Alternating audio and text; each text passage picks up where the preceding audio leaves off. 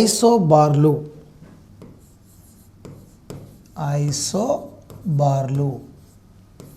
ఇంగ్లీష్లో ఐసోబార్స్ అంటాం. ఐసోబార్ అంటే ఏంటంటే మనకు ఎగ్జాంపుల్ రాస్తే అర్థమవుతుంది. 6C14 అండి, 7N14 అండి. ఈ రెండిట్లో మనం గమనిస్తే గాన చూడండి, ఏ సేమ్ ఉంది, ఏ ఈక్వల్ 14. ఏ అంటే ఏంటి? ద్రవ్యరాశి సంఖ్య. అంటే ఒకే ద్రవ్యరాశి సంఖ్య ఉంది, ఒకే ద్రవ్యరాశి సంఖ్య పైన. నెక్స్ట్ 14 కింద వచ్చేసి డిఫరెంట్ అటామిక్ నెంబర్, వేరు పరమాణు సంఖ్యలు. సో వేరు పరమాణు సంఖ్యలు ఉన్నాయి, వేరు పరమాణు సంఖ్యలు. అలాగే వేరు మూలకాలు, ఒకటి కార్బన్ అయితే ఇంకోటి నైట్రోజన్. వేరు మూలకాలు.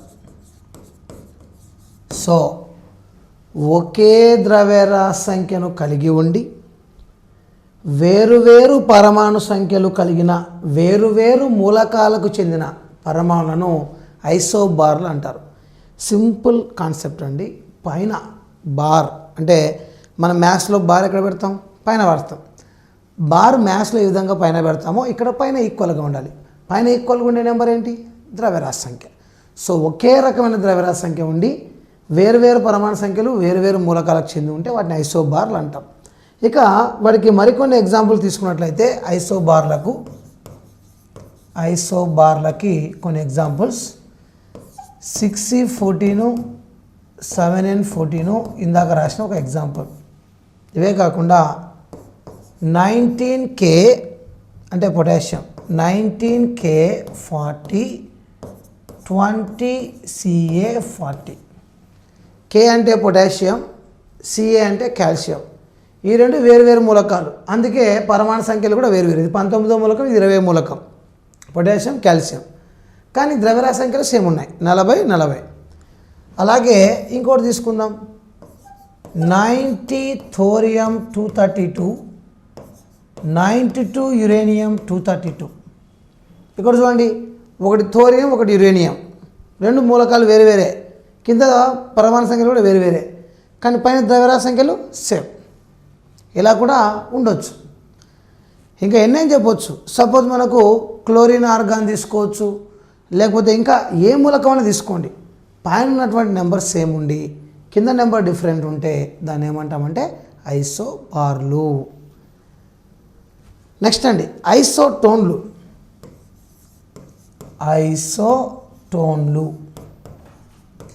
ఐసోటోన్స్. మరి ఐసోటోన్స్ అంటే ఏంటంటే ఇప్పుడు మనం ఎగ్జాంపుల్ చూద్దాం. 6C13 అండి, 7N14 అండి. కింద 6, 7 సమానంగా లేవు, పైన 13, 14 సమానంగా లేవు, మధ్యలో ఎలిమెంట్స్ మూలకాలు సమానంగా లేవు. మరి ఇంకేం సమానంగా ఉంటాయి సార్? న్యూట్రాన్లు తీసుకుందాం. న్యూట్రాన్లు లేదా న్యూట్రాన్ల సంఖ్య తీసుకుంటే ఫస్ట్ దాంట్లో చూద్దాం. 13 - 6 ఇది N1, ఒకటో దాంట్లో కాబట్టి N1, 7 న్యూట్రాన్లు ఉంటాయి. రెండో దాంట్లో, రెండో మూలకంలో దాంట్లో న్యూట్రాన్ల సంఖ్య N2, 14 - 7 7. చూడండి, 7 సమానం. అంటే ఒకే రకమైనటువంటి న్యూట్రాన్ల సంఖ్య ఉండి వేరు పరమాణు సంఖ్యలు, వేరు ద్రవ్యరాశి సంఖ్యలు, వేరు మూలకాలకు చెందిన పరమాణులు ఏమంటారంటే ఐసోటోన్లు. సింపుల్ అండి. కింద ఈక్వల్ ఉండదు, పైన ఈక్వల్ ఉండదు, మధ్యలో మూలకం సంకేతం కూడా ఈక్వల్ ఉండదు. తీసేస్తే వచ్చే న్యూట్రాన్ల సంఖ్య మాత్రం సమానంగా ఉంటుంది. అంటే పైన ఉన్న నెంబర్లో నుంచి కింద ఉన్న నెంబర్ తీసేస్తే వచ్చే న్యూట్రాన్ల సంఖ్య మాత్రం సమానంగా ఉంటుంది అన్నమాట. వీటికి ఎగ్జాంపుల్స్ చెప్పమంటే ఐసోటోన్లు ఎగ్జాంపుల్ చెప్పమంటే చాలా చెప్పొచ్చు. 6C13, 7N14 ఇందాక చెప్పాం. ఇంకోటి 19K39, 20Ca40. దీంట్లో చూడండి, 39లో 19 పోతే 20 న్యూట్రాన్లు. ఇక్కడ 40లో 20 పోతే 20 న్యూట్రాన్లు. 20 న్యూట్రాన్లు ఎలా ఉన్నాయి? సమానంగా ఉన్నాయి. ఇక ఇదే కాకుండా మరొక ఎగ్జాంపుల్ కూడా మనం తీసుకుందాం. ఇప్పుడు సపోజ్ అండి కార్బన్తో పాటు ఆక్సిజన్ తీసుకుందాం. 8O16 9F17 అనుకుందాం. ఇప్పుడు చూడండి ఇక్కడ 16 - 8 ఏమవుతుంది? 8 న్యూట్రాన్లు. 17 - 9 ఏమవుతుంది? 8 న్యూట్రాన్లు. న్యూట్రాన్లు ఎలా ఉన్నాయి? సమానంగా ఉన్నాయి. అలా ఒకే న్యూట్రాన్లు ఉంటే ఐసోటోన్లు. సో 3 కంప్లీట్ చేసుకున్నాం కదా. ఒకసారి చూడండి, ఐసోటోపులు అనుకోండి. ఐసోటోపులు దీంట్లో ఒకే పరమాణు సంఖ్య ఉంటుంది. జెడ్ అంటే కింద సమానంగా ఉంటుంది.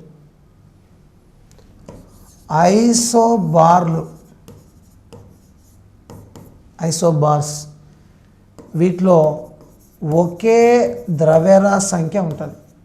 ఒకే ద్రవ్యరాశి సంఖ్య ఏ అంటే పైన ఉండే నెంబర్ సేమ్ ఉంటుంది. ఇక ఐసోటోప్ అయిపోయింది, ఐసోబార్ అయిపోయింది. ఐసోటోన్లు తీసుకున్నట్లయితే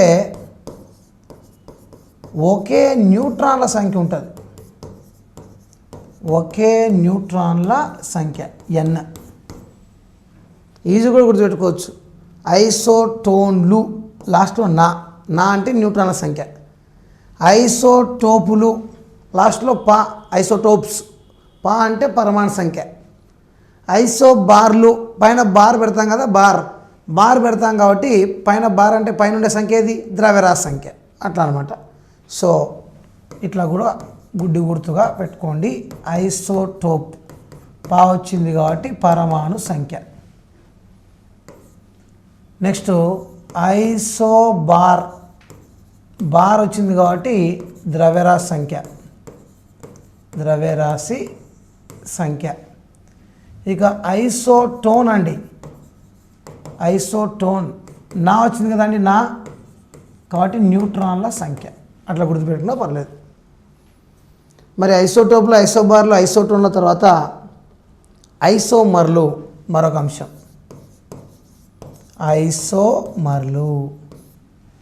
ఐసోమర్స్ అంటే ఏంటి అంటే ఐసోమర్లు. ఇప్పుడు ఒక చిన్న ఎగ్జాంపుల్ అండి. 92 యురేనియం 235 అండి. ఇంకోటి కూడా 92 యురేనియం 235 అండి. కాకపోతే దీనికి స్టార్ మార్క్ ఉంది అనుకుందాం. స్టార్ ఏంటి? ఆ స్టారు ఏం లేదండి, సేమ్ జెడ్ ఒకే పరమాణు సంఖ్య, సేమ్ ఏ ఒకే ద్రవ్యరాశి సంఖ్య, ఒకే మూలకం. అంటే జెడ్ సేమ్, పరమాణు సంఖ్య సేమ్, ద్రవ్యరాశి సంఖ్య ఏ కూడా సేమ్, మూలకం కూడా సేమే, మూలకం కూడా ఈక్వలే సేమే. కానీ ఈ మూలకానికి ఉన్న శక్తికి ఈ మూలకానికి ఉన్న శక్తికి డిఫరెన్స్ ఉంటుంది. ఏ శక్తి? కేంద్రకానికి ఉండే శక్తికి. అంటే ఒకే పరమాణు సంఖ్య ఉన్నా, ఒకే ద్రవ్యరాశి సంఖ్య ఉన్నా, ఒకే మూలకానికి చెంది ఉన్నా, కేంద్రకానికి ఉన్న శక్తుల్లో వ్యత్యాసం ఉంటే వాటిని ఐసోమర్లు అంటారు. లేదా అయస్కాంత ద్విధ్రువ భ్రామకాలు. అయస్కాంత ద్విధ్రువ భ్రామకం, మ్యాగ్నెటిక్ డైపోల్ మొమెంట్ అంటాం. అయస్కాంత ద్విధ్రువ భ్రామకాలు వేరుగా ఉన్నా, లేదా మూలకాలకున్న కేంద్రక శక్తులు వేరుగా ఉన్నా, అంటే దీని కేంద్రకం దీని కేంద్రకానికి శక్తులు వేరే ఉన్నా, లేదా దీని అయస్కాంత ద్విధ్రువ భ్రామకం దీని అయస్కాంత ద్విధ్రువ భ్రామకంతో ఒకే రకంగా లేకున్నా వాటిని ఏమంటారు అంటే ఐసోమర్లు. Okay, right. ఇవి ఐసోటోపులు, ఐసోబార్లు, ఐసోటోన్లు, ఐసోమర్లు. మరొకసారి, ఐసోటోప్ పరమాణు సంఖ్య సేమ్, ఐసోబార్ ద్రవ్యరాశి సంఖ్య సేమ్, ఐసోటోన్ న్యూట్రాన్ల సంఖ్య సేమ్, ఐసోమర్ అన్నీ సేము, కానీ అయస్కాంత ద్విధ్రువ భ్రామకాలు డిఫరెంట్. నెక్స్ట్ అండి, దీని తర్వాత మనం మరొక అంశాన్ని డిస్కస్ చేయబోతున్నాం, ద్రవ్యరాశి శక్తి తుల్యత నియమం. రైట్ అండి. మనం ద్రవ్యరాశి శక్తి తుల్యత నియమం అర్థం కావాలంటే పరమాణు ద్రవ్యరాశి అంటే ఏందో మనకు తెలియాలండి. అలాగే ద్రవ్యరాశి లోపం అంటే కూడా తెలియాలి. అవి ముందు డిస్కస్ చేసి మిగతా అంశాల్లోకి వెళ్దాం. పరమాణు ద్రవ్యరాశి, పరమాణు ద్రవ్యరాశి, దీన్ని ఇంగ్లీష్లో అటామిక్ మాస్ అంటారండి. అటామిక్ మాస్ ఏం లేదండి, ఇప్పుడు పరమాణు ఉందనుకోండి, పరమాణువులో ప్రోటాన్లు న్యూట్రాన్లు కేంద్రకంలో ఉంటే కేంద్రకం చుట్టూ ఎలక్ట్రాన్లు తిరుగుతుంటాయని మనకు తెలిసిందే. మరి ఎన్ని ఎలక్ట్రాన్లు ఉన్నాయి, ఎన్ని ప్రోటాన్లు ఉన్నాయి, ఎన్ని న్యూట్రాన్లు ఉన్నాయి? ఎలక్ట్రాన్ల, ప్రోటాన్ల, న్యూట్రాన్ల ఈ మూడిటి యొక్క మొత్తం ద్రవ్యరాశిని ఏమంటారు అంటే పరమాణు ద్రవ్యరాశి. అంటే టోటల్గా పరమాణువుకు ఉండే ద్రవ్యరాశినే పరమాణు ద్రవ్యరాశి అంటారు. ఈ పరమాణు ద్రవ్యరాశికి ప్రమాణం ఏమి అంటే ఏఎంయు. ఏఎంయు అంటే atomic mass unit. Atomic mass unit, atomic mass unit.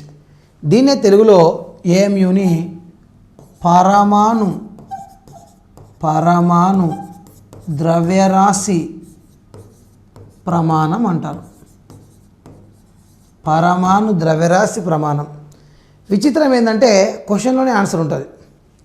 పరమాణు ద్రవ్యరాశికి ప్రమాణం ఏమి? పరమాణు ద్రవ్యరాశి ప్రమాణం ఏమడిగితే అదే ఆన్సర్. పరమాణు ద్రవ్యరాశికి ప్రమాణం పరమాణు ద్రవ్యరాశి ప్రమాణం. అయితే ఈ ఏఎంయు అటామిక్ మాస్ యూనిట్ని ఈ మధ్య కాలంలో యూనిఫైడ్ మాస్గా మార్చారు. యూనిఫైడ్ మాస్, ఏకీకృత ద్రవ్యరాశిగా మార్చారు. ఏకీకృత ద్రవ్యరాశిగా మార్చారు. సో ఇంతవరకు పరమాణు ద్రవ్యరాశి ప్రమాణంగా పిలువబడిన దాని ఆ ఏఎంయు పేరు ప్రస్తుతం ఏకీకృత ద్రవ్యరాశిగా మార్చబడింది. ఏకీకృత ద్రవ్యరాశి అంటే యూనిఫైడ్ మాస్. సింపుల్గా యు అని రాస్తారు. ఇప్పుడు U means unified mass. AMU రాయట్లేదు. సార్ మరి పరమాణు ద్రవ్యరాశికి ప్రమాణం ఏఎంయు అన్నావు కదా, ఏఎంయు వాల్యూ ఎంత సార్ అంటే చెప్దాం. ఒక ఏఎంయు ఈక్వల్ టు లేదా 1 unified mass equal to 1 atomic mass unit equal to లేదా 1 యూనిట్ ఈక్వల్ టు సరిగ్గా దాని వాల్యూ 1.67 ఇంటూ 10⁻⁻27 kg. అంటే ప్రోటాన్ ద్రవ్యరాశి ఎంత ఉందో ఆ ప్రోటాన్ ద్రవ్యరాశికి సమానమైన ద్రవ్యరాశినే మనం ఏఎంయు అంటాం. So proton mass is nothing but AMU. What is called AMU? Atomic mass unit. అది ఏఎంయు విలువ అనమాట. నెక్స్ట్ అండి, పరమాణు ద్రవ్యరాశి తర్వాత మనం ఇప్పుడు చెప్పబోతున్నాం ద్రవ్యరాశి లోపము. ద్రవ్యరాశి లోపము డెల్టా ఎం. ఈ ద్రవ్యరాశి లోపాన్నే ఇంగ్లీష్లో మాస్ డిఫెక్ట్ అంటామండి. Mass defect. Mass defect. ఈ ద్రవ్యరాశి లోపానికి ఇంకొక పేరు ఉందండి, ద్రవ్యరాశి తరుగు. ద్రవ్యరాశి తరుగు. ఏంటి సార్ ద్రవ్యరాశి లోపం అంటే? సింపుల్ అండి, పరమాణు యొక్క విడి సంఘటనల మొత్తం ద్రవ్యరాశికి దాని నిజ ద్రవ్యరాశికి మధ్య గల తేడాను ద్రవ్యరాశి లోపం అంటారు. విడి సంఘటనలు అంటే ఏంటి సార్? పరమాణువులో ఉండే ప్రోటాన్ల మొత్తం ద్రవ్యరాశి, న్యూట్రాన్ల మొత్తం ద్రవ్యరాశి రెండింటిని కలిపితే వచ్చేదే పరమాణువుకు ఉండవలసిన ద్రవ్యరాశి. కానీ ఉండవలసిన దానికంటే ఒక్కోసారి తక్కువ ద్రవ్యరాశి ఉంటుంది, నిజంగా ఉండేది తక్కువ ఉంటుంది.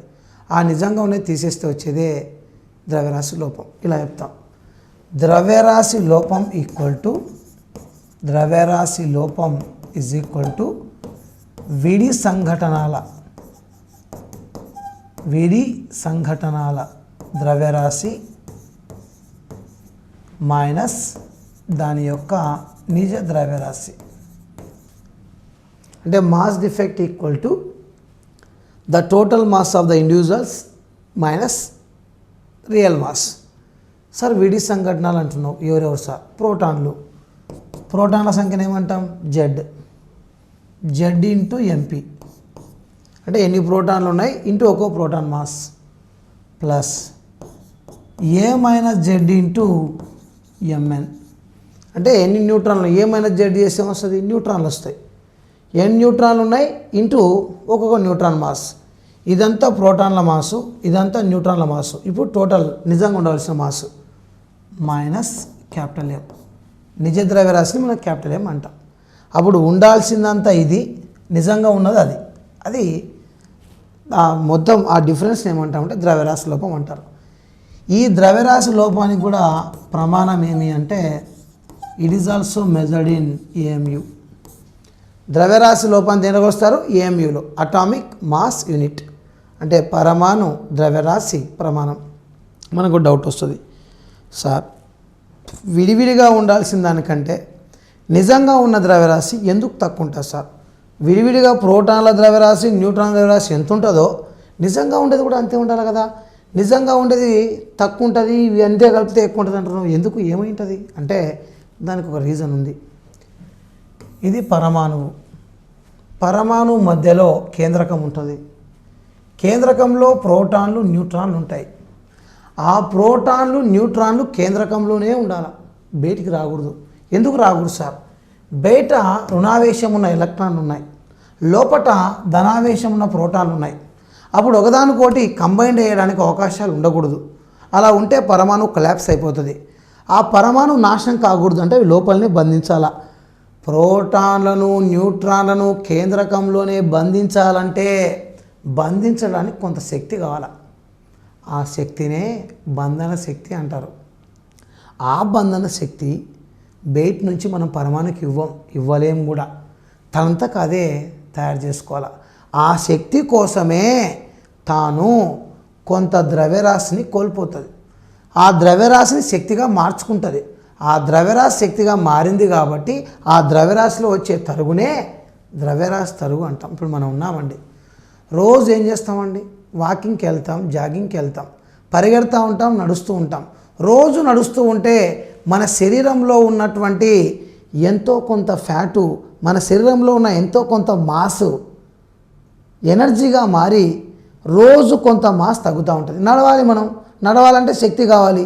శక్తి కావాలంటే బాడీలో ఉన్నటువంటి మాస్ ద్రవ్యరాశి శక్తిగా మారాలి. అలా రోజు నడవడం ద్వారా నీకు ఎప్పుడైతే ద్రవ్యరాశి తగ్గుతుందో ఇక్కడ కూడా పరమాణు స్థిరంగా ఉండేందుకు కొంత శక్తి అవసరం. ఆ శక్తి కోసం తనలో ఉన్న ద్రవ్యరాశి అనేది కోల్పోతుంది. అదే ద్రవ్యరాశి తరుగు. దీని ప్రమాణం ఏఎంయు. తర్వాత అండి, మరి ఈ ద్రవ్యరాశి తరుగును బట్టి ఏం చెప్పొచ్చు అంటే ద్రవ్యరాశి తరుగు లేదా ద్రవ్యరాశి లోపం, ద్రవ్యరాశి తరుగు లేదా ద్రవ్యరాశి లోపం పరమాణువుకు ఉండే స్థిరత్వాన్ని సూచిస్తుంది. పరమాణు స్థిరత్వాన్ని సూచిస్తుంది. సో పరమాణువుకు ఉండే స్థిరత్వం దానికి ఉన్న ద్రవ్యరాశి తరుగు ద్రవ్యరాశి లోపం మీద ఆధారపడుతుంది. అంటే అర్థమైంది తెలుసా అండి? ఎక్కువ ద్రవ్యరాశి తరుగు ఉందనుకో అంటే ఎక్కువ ద్రవ్యరాశి శక్తిగా మారింది అని, అప్పుడు దానికి స్థిరత్వం ఎక్కువ. ద్రవ్యరాశి తరుగు తక్కువ ఉందనుకో, తక్కువ శక్తిని అది బంధించడానికి వాడింది అంటే దానికి స్థిరత్వం తక్కువ. సో ద్రవ్యరాశి తరుగు పెరిగితే ఆటోమేటిక్గా స్థిరత్వం పెరుగును. ఒక ఎగ్జాంపుల్ చెప్తారంటే చెప్తా. ఇనుము ఉందండి, ఇనుము ఐరన్. ప్రకృతిలో అత్యంత స్థిరమైనది ఎవరు అంటే ఇనుము అత్యంత స్థిరమైనది. ఎందుకు సార్ అత్యంత స్థిరమైనది ఇనుము అంటే దానికి ద్రవ్యరాశి లోపం ఎక్కువ. ద్రవ్యరాశి లోపం ఎక్కువ. లోపం అంటే మీరు ఇక్కడ దాంట్లో లోపం ఉందని కాదు అర్థం. అది స్థిరత్వాన్ని పొందే ప్రయత్నంలో ఎక్కువ ద్రవ్యరాశిని ఖర్చు పెట్టి శక్తిని తయారు చేసుకుంటుంది. కాబట్టి ద్రవ్యరాశి లోపం ఎక్కువ ఉంది కాబట్టి స్థిరం. ఇక యురేనియం ఉంటుంది.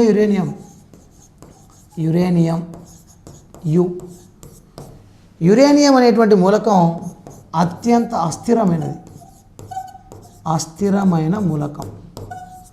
ప్రకృతిలో అత్యంత అస్థిరమైన మూలకం ఏది అని అడిగారనుకో యురేనియం.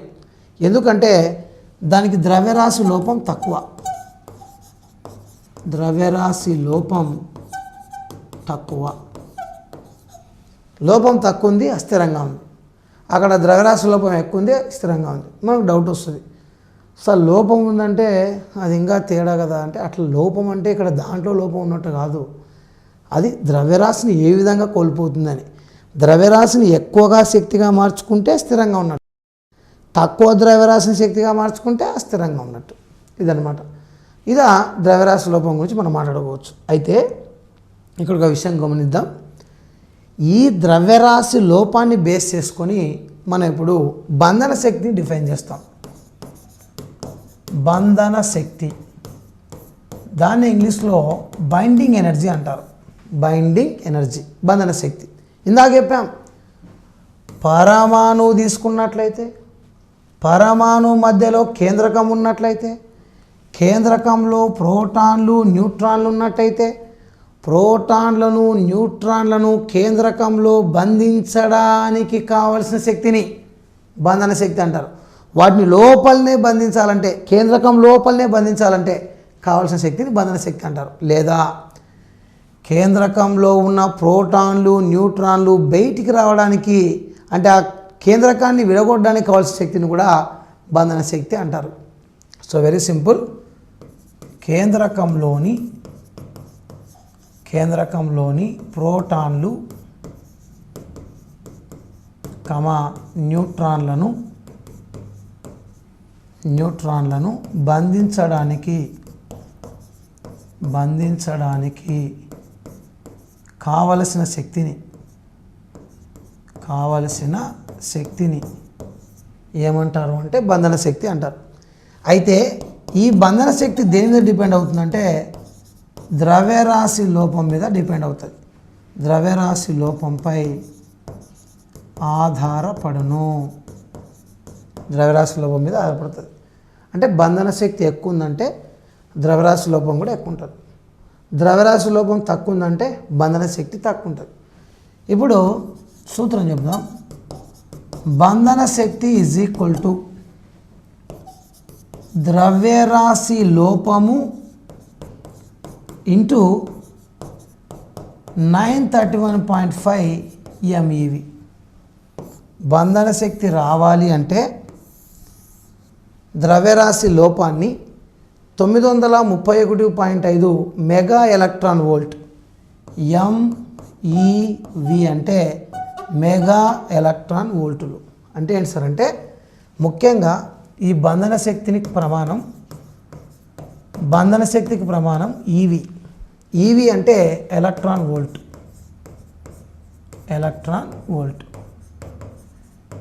మెగా ఎలక్ట్రాన్ వోల్ట్ అంటే, మెగా అంటే 10 లక్షలు, 10 పవర్ 6 ఎలక్ట్రాన్ వోల్ట్స్ని మెగా ఎలక్ట్రాన్ వోల్ట్ అంటాం. 10 power 6 electron volts is nothing but 1 mega electron volt. So కేంద్రకంలో ఉండే ప్రోటాన్లు న్యూట్రాన్లు బంధించడానికి కావాల్సిన శక్తి బంధన శక్తి. ఆ బంధన శక్తి ద్రవ్యరాశి లోపం మీద డిపెండ్ అవుతుంది.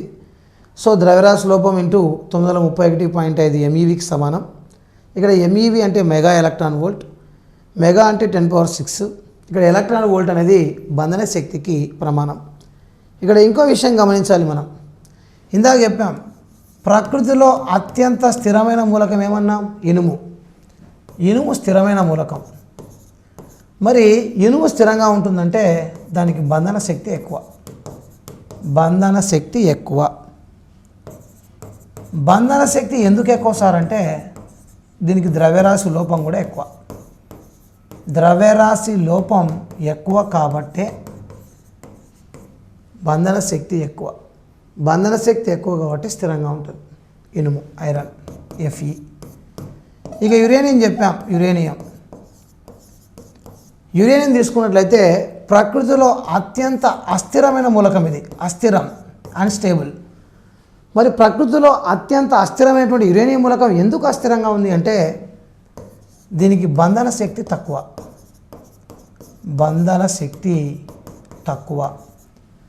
బంధన శక్తి తక్కువ ఉంది కాబట్టి, ఎందుకు బంధన శక్తి తక్కువ ఉందంటే ద్రవ్యరాశి లోపం తక్కువ ఉంది కాబట్టి, ద్రవ్యరాశి లోపం తక్కువగా ఉంది కాబట్టి ఏది ఏమైనా బంధన శక్తి ద్రవ్యరాశి లోపం ఒకదాని మీద ఒకటి డిపెండ్ అవుతాయి.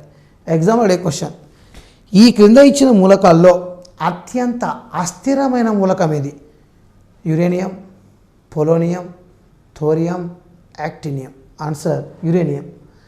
ఈ క్రింద ఇచ్చిన మూలకాల్లో అత్యంత స్థిరమైన మూలకం ఏది? అత్యంత స్థిరమైన మూలకం ఇనుము. ఓకే, మరి నెక్స్ట్ ఇప్పుడు మనం చెప్పబోతున్నాం ద్రవ్యరాశి శక్తి తుల్యత నియమము. ద్రవ్యరాశి శక్తి తుల్యత నియమము. ద్రవ్యరాశి శక్తి తుల్యత నియమము. దీన్నే మనం ఏమంటున్నాం? మాస్ అండ్ ఎనర్జీ ఈక్వల్ స్థిరం. ద్రవ్యరాశికి శక్తికి మధ్య తుల్యత నియమం. మాస్ అండ్ ఎనర్జీ ఈక్వలెన్స్ స్థిరం. మాస్ అండ్ ఎనర్జీ ఈక్వలెన్స్ స్థిరం. ఎవరు చెప్పారు? ఏం చెప్పారు? ఏం లేదండి, ద్రవ్యరాశికి శక్తికి సంబంధం ఉందని చెప్పిన శాస్త్రవేత్త ఆల్బర్ట్ ఐన్స్టీన్ సరిగ్గా 1905లో జర్మనీకి చెందిన ఆల్బర్ట్ ఐన్స్టీన్ ఈయన ఒక సూత్రం చెప్పారు. E = mc². ప్రపంచ ప్రఖ్యాతిగాంచిన సూత్రం ఇది. E = mc². దీన్నే E = Δmc² అంటాం. Δmc². ఏము సార్ దీంట్లో? E అంటే ఎనర్జీ, శక్తి. M లేదా డెల్టా M అన్నా M అన్నా ఒకటే, ద్రవ్యరాశి.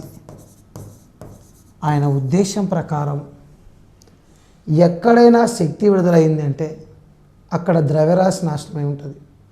ఎక్కడైనా ద్రవ్యరాశి నాశనమైందంటే అక్కడ శక్తి విడుదలై ఉంటుంది. సో శక్తికి ద్రవ్యరాశికి విడదీయలేని సంబంధం ఉంది. శక్తి రావాలి అంటే ఖచ్చితంగా అక్కడ ద్రవ్యరాశి నాశనం కావాల్సిందే అని చెప్పి ఈ సూత్రాన్ని ఉత్పాదించాడు. అంటే శక్తి అనేది ద్రవ్యరాశి ద్వారానే సాధ్యము అని ఆయన ఉద్దేశం. మరి ఇక్కడ సి అంటే, సిని మనం కాంతి వేగం అంటాం. కాంతి వేగము, వెలాసిటీ ఆఫ్ లైట్. ఈ సి విలువ కూడా మనకు తెలుసు, 3 × 10⁸ మీటర్/సెకండ్. కాంతి వేగం విలువ 3 × 10⁸ మీటర్/సెకండ్.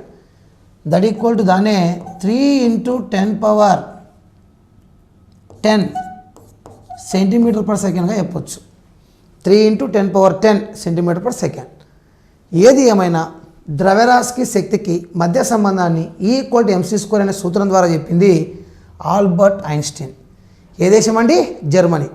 మరి 2005 నాటికి ఈ సూత్రం 100 సంవత్సరాలు పూర్తి చేసుకుంది. 100 ఇయర్స్. ఇప్పటికి 116 సంవత్సరాలైంది. మరి 116 సంవత్సరాల నుంచి ఒక ప్రాముఖ్యతను కలిగిన సూత్రంగా ఇది పరిగణింపబడుతుందంటే ఎంత గొప్ప సూత్రం మనం అర్థం చేసుకోవచ్చు. అదే E = mc². మరి ఆల్బర్ట్ ఐన్స్టీన్ గారు మన గాంధీజీకి సమకాలికులు. ఆల్బర్ట్ ఐన్స్టీను చాలా గొప్ప మేధావి. శాస్త్రవేత్తలు సైతం అతని యొక్క తెలివితేటలు చూసి అబ్బురపడేటోళ్ళు. ఎవరైనా పేరెంట్స్ తమ పిల్లలు ఎలాంటి వాళ్ళు పుట్టాలనుకుంటారంట అంటే ఆల్బర్ట్ ఐన్స్టీన్ లాంటి తెలివితేటలు ఉన్నటువంటి పిల్లలు మాకు కావాలని చెప్పి కోరుకుంటారంట. అంత గొప్ప మేధావి ఆల్బర్ట్ ఐన్స్టీన్. అప్పట్లో అత్యధిక ఐక్యూ ఉన్న వ్యక్తిగా గుర్తింపు పొందిన వ్యక్తి ఆల్బర్ట్ ఐన్స్టీన్. ఆయన గురించి కొన్ని మాటలు. ఈయననే ఆల్బర్ట్ ఐన్స్టీన్. మరి ఆ గొప్ప మేధావి ఏం చేశారో, ఏం కనుక్కున్నారో ఇప్పుడు నేను మీ ముందుకు తీసుకొస్తాను. ఆల్బర్ట్ ఐన్స్టీన్ గురించి మాట్లాడుతున్నాం. ఆల్బర్ట్ ఐన్స్టీన్ గారు ఏ దేశానికి చెందినవారు? నెంబర్ 1, జర్మనీకి చెందినవారు. హిట్లర్ లాంటి వ్యక్తులే కాదు, ఆల్బర్ట్ ఐన్స్టీన్ లాంటి గొప్ప వ్యక్తులు కూడా జన్మించారు ఆ దేశంలో. ఏ దేశంలో? జర్మనీలో. ఏం చెప్పారు సార్ ఈయన? నెంబర్ 1 E=mc² సూత్రం ఈయనదే. అంటే శక్తికి ద్రవ్యరాశికి మధ్య సంబంధం చెప్పింది ఈయననే. నెంబర్ 3 ఈయన సాపేక్షత సిద్ధాంతం చెప్పాడు. సాపేక్షత సిద్ధాంతం, రిలేటివ్ థియరీ. అంటే ఈ విశ్వం విస్తరిస్తూ ఉంది, విశ్వం ఇక్కడే ఉండట్లేదు, అలా అలా అలా విస్తరిస్తూ పోతా ఉందని చెప్పి విశ్వం యొక్క విశ్వవ్యాప్తిని తెలియజేశాడు సాపేక్షత సిద్ధాంతంలో. నెంబర్ 4 ఇదే ఆల్బర్ట్ ఐన్స్టీన్ గారు కృష్ణ బిలం, వీటిని మనం ఇంగ్లీష్లో బ్లాక్ హోల్స్ అంటాం. బ్లాక్ హోల్స్, కృష్ణ బిలం లేదా బ్లాక్ హోల్స్ని మొట్టమొదట ఊహించాడు. ఈ అంతరిక్షంలో బ్లాక్ హోల్స్ ఉంటాయి, అవి గ్రహాలను మింగేస్తాయి, నక్షత్రాలను మింగేస్తాయి, దేన్నైనా అమాంతంగా మింగేస్తాయి. వాటికి ఎక్కువ గురుత్వాకర్షణ ఉంటుంది. అత్యధిక గురుత్వాకర్షణతో గ్రహాలను సైతం మింగేసిన కృష్ణ బిలాలు ఈ విశ్వంలో ఉన్నాయని చెప్పాడు. ఎవరు? Albert Einstein. సార్ కృష్ణ బిలాలు ఎట్లా తయారవుతాయి సార్ అంటే, కృష్ణ బిలాలు అంతరిక్షంలో తయారు కావడానికి ఒక రీజన్ ఉంది. సూర్యుని ద్రవ్యరాశి కంటే ఎక్కువ ద్రవ్యరాశి ఉందనుకో, సూర్యుని బరువు కంటే ఎక్కువ బరువు ఉందనుకో నక్షత్రానికి, అప్పుడు ఆ నక్షత్రం వెలుగునివ్వలేక నల్లగా మసకబారిపోయి అప్పుడు ఎక్కువ గురుత్వాకర్షణ కలిగి అది పెద్ద పెద్ద నక్షత్రాలను కూడా మింగేస్తుంది. అలా అధిక గురుత్వాకర్షణ, అధిక ద్రవ్యరాశి ఉన్న ఒక నక్షత్ర స్థితిని కృష్ణబిలం అంటాం. అలాంటి కృష్ణబిలాల మీద ప్రయోగాలు చేసింది ఆల్బర్ట్ ఐన్స్టీన్ గారు. మన సుబ్రహ్మణ్య చంద్రశేఖర్, భారతదేశ శాస్త్రవేత్త సుబ్రహ్మణ్య చంద్రశేఖర్ గారు కూడా కృష్ణబిలాల మీద ప్రయోగాలు చేయడం జరిగింది. అంతేకాదండి, ఇదే ఆల్బర్ట్ ఐన్స్టీన్ గారు కాంతి విద్యుత్ ఫలితాన్ని వివరించారు. కాంతి విద్యుత్ ఫలితము, ఫోటో ఎలక్ట్రిక్ ఎఫెక్ట్. మనం ఇదివరకు కూడా మాట్లాడుకున్నాం. కాంతి ద్వారా విద్యుత్తును పొందడమే కాంతి విద్యుత్ ఫలితం. నేను ఇంతకుముందు చెప్పాను, ఏదైనా ఒక లోహ పలక ఉన్నప్పుడు, లోహ పలక మెటల్ సర్ఫేస్, దాని మీద వచ్చి కాంతి పడితే ఆ కాంతికున్న శక్తి చేత ఈ లోహంలో ఉన్న ఎలక్ట్రాన్లు ఉత్తేజితమై తద్వారా ఎలక్ట్రాన్లు చలిస్తాయి, అప్పుడు విద్యుత్ ప్రవహిస్తుంది. ఇలా కాంతిని తీసుకొని విద్యుత్తును ఉత్పత్తి చేయగలిగితే ఆ ఫలితాన్ని కాంతి విద్యుత్ ఫలితం అంటారు. దీన్ని సూత్ర రూపంతోనూ దీన్ని వివరణాత్మకంగా ప్రయోగాత్మకంగా వివరించినందుకు గాను ఐన్స్టీన్ గారికి నోబెల్ బహుమతి దక్కింది. సో ఆల్బర్ట్ ఐన్స్టీన్ గారు నోబెల్ బహుమతిని అందుకోవడానికి ప్రధాన కారణం కృష్ణబిలాలు కనుక్కోవడం కాదు, లేదా కృష్ణబిలాల మీద ప్రయోగాలు చేయడం కాదు, సాపేక్ష సిద్ధాంతం అసలే కాదు, E=mc² సూత్రం కూడా కాదు, కాంతి విద్యుత్ ఫలితం. ఒకసారి ఎగ్జామ్ అడిగే క్వశ్చన్, ఆల్బర్ట్ ఐన్స్టీన్ గారికి నోబెల్ బహుమతి రావడానికి కారణం క్రింది వానిలో ఏది? E=mc² సూత్రం, సాపేక్షత సిద్ధాంతం, కృష్ణబిలాల్ని ఊహించడం, కాంతి విద్యుత్ ఫలితం. ఆన్సర్ కాంతి విద్యుత్ ఫలితం. అంతేకాదండి, ఈయన గురుత్వ తరంగాల్ని కూడా ఊహించాడు. గురుత్వ తరంగాలు అంటే గ్రావిటేషనల్ వేవ్స్. పైనుంచి ఒక రకమైన శక్తివంతమైన గురుత్వ తరంగాలు భూమి వైపు వస్తూ ఉంటాయని చెప్పి ఎప్పుడో 1916లోనే ఊహించాడు. ఎవరు అంటే ఆల్బర్ట్ ఐన్స్టీన్. అంత గొప్ప మేధావి ఆయన. మరి గాంధీజీకి లెటర్ రాస్తాడంట ఆల్బర్ట్ ఐన్స్టీన్ గారు. మీలాంటి మహోన్నత వ్యక్తి అహింస, సత్యం, ధర్మం నినాదాలతో ప్రపంచంలో శాంతియుతంగా ఉద్యమాలు చేస్తున్నటువంటి ఏకైక వ్యక్తి ఉన్న ఈ ప్రపంచంలో మేము కూడా జన్మించడం మేము చేసుకున్న అదృష్టం అని చెప్పి గాంధీజీని పొగుడుతూ లెటర్ రాస్తాడంట ఆల్బర్ట్ ఐన్స్టీన్. అప్పుడు మన మహాత్మా గాంధీ గారు కూడా లెటర్ రాసేవారంట ఆయనకి. ఏమని అంటే, అయ్యా మీలాంటి గొప్ప మేధావులు జన్మించినటువంటి టైంలో, ఆ పీరియడ్లో మేము కూడా జీవించడం మేము చేసుకున్న అదృష్టం అని చెప్పి మహాత్మా గాంధీ గారు కూడా లెటర్ రాసేవారంట. ఈ విధంగా ఇద్దరి మధ్య అవినాభావ సంబంధం ఉంది అని చెప్పి మనం తెలుసుకోవచ్చు.